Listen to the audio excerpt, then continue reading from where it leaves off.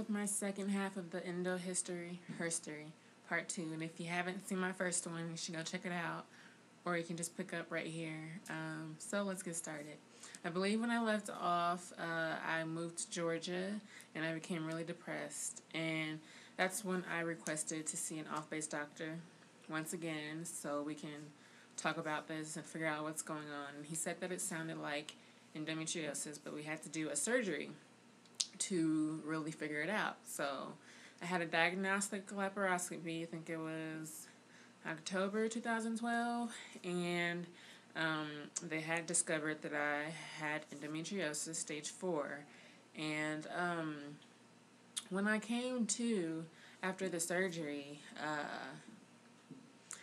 pretty much was telling me how I can't have children and how, like, my reproductive organs were all in one big heap, like, of scar tissue and stuff. And that had explained to me why my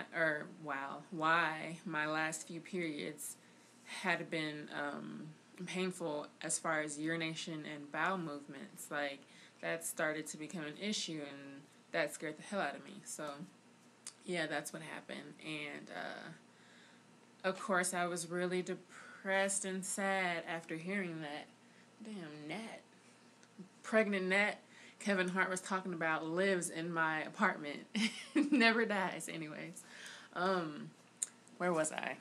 Let me get back on track. Okay, yeah, so I had my surgery. He talked to me about it. I went home, did my crying and my praying and stuff like that. And my follow-up was just probably like a few days later or a week. The doctor was explaining to me the different options that I had as far as going about treating this disease. And she was talking about Lupron, which is a shot that pretty much puts you in like a menopausal kind of state. I was like, nope. I was 24 years old. And she was talking about birth control, and I was like, nope. And then she was talking about hysterectomy, and I was like, hell no. Not happening, you know? So she was just like, well, and blah, blah, blah, and I just wasn't hearing it. So at that point, hold on. I done something with my computer. I can't even see myself anymore. Okay, so sorry about that.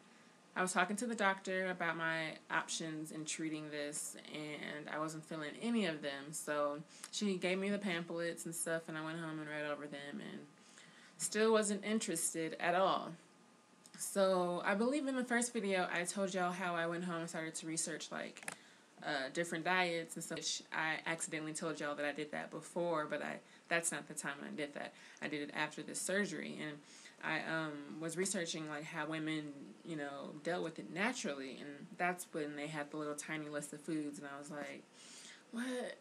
You know, kind of thing. So that was pretty upsetting and disappointing to figure out that all of these women found relief, but through really, really strict means, and I just didn't feel like that was necessary. I really didn't want anything synthetic in my body trying to help cure me of this, because I had taken so many pills and birth control stuff in the military, and I just was sick of it. Like, you know, when you eat stuff or eat a certain food too much and you just get tired of it, that's how I was with drugs, pretty much. And I just really, really felt in my heart that the things of this world, of this earth, like food and just prayer and positive energy, would be able to heal me. And I called the doctor back like a week later or a few days, I don't know. I was like, I'm going to cure this naturally. And she was just like, okay, good luck with that. And I'm like, thank you, you know, kind of thing. She probably didn't mean it that way, but that's how I took it. But anyways, moving along. So after that, I think I still had about 6 months, about 10 months, I don't know, left in the military and my periods were still up and down. I still had pain that was crippling, and at this point I didn't really have like menstrual cramps, but I had like twinges of pain on my left and right side, like around my like fallopian tubes or my ovaries or something. I don't know. And my bowel movements and urination was still very, very painful. So then I started to be afraid of food. And that kind of is really sad when you think about it, because food is nourishment and water is healing and nourishment. And I was afraid to partake in both during my cycle. So this is when I started to lose weight each time I had my period. Like, I didn't eat or drink much. Like, if it was something, it was like a little snack, and it was unbearable, and I wasn't enjoying eating it or drinking. So I don't know if y'all do this, but I practice mindful eating, and I really enjoy and love the food and drink that I have. And when you don't like what you're eating, it's not going to be digested properly. So that's what was happening, I believe, in my situation. So fast forwarding to the summer of 2013, it was June. I was out of the military, and I started to study hypnotherapy. Learned a lot about the subconscious mind in that intensive course. Anyways, during that school, it was really hard during the times of my cycle when I'm outside of the classroom, hunched over and crying, or like huddled up and someone's there nursing me and stuff. And then it's always on a day where the class is like in there doing a project or having a great discussion, and I hear laughter and I'm sitting there crying. Like, that was really hard for me to always be left out of great things like that because of my menstrual cycle. And I just tried so much to, at that point, I had tried so much to, heal it, and I knew that it was a lot more like deep embedded shit that needed to be healed than, just on my diet. But that's another video. I will get to that. Trust. So the symptoms that started around that time, eating was painful. Like, okay, not like physically, like chewing and stuff, but I had told you before how the bowel movements and urination hurt, and I avoided food for that reason. But it started to, like, I felt the food move through my intestines, like not all the way through, of course, because they're so long, but like within 15, I don't want to say 15, 30 minutes after eating, like, I felt like slow. It felt like a Chinese throwing star, like the daggers or whatever. I don't know actually if that's what it is, but, or like, think of something sharp going through your intestines really slowly. And I know the things you eat don't automatically go through your intestines, but I'm figuring like the food that I'm eating is like creating is helping the assembly line of food move, from like the previous meal. So I would eat and then just feel that happening, and then eat and feel that happening. And drinking, it felt sharp too. And I'm just like, okay, so that's when I really stopped eating during my cycle, and I really started fasting unintentionally each week, and I started to lose weight. And by the time my period was over, and I would try to like rebuild, blood cells and just get my strength back, my period came again, so it was like a vicious cycle, and I never really felt completely healthy. I never felt alive and just energetic, and it was crappy. One thing that I wanted to share is this, like, as my urine would release, it was like my bladder was an accordion, and like, say that my urine is leaving me. I'm sorry.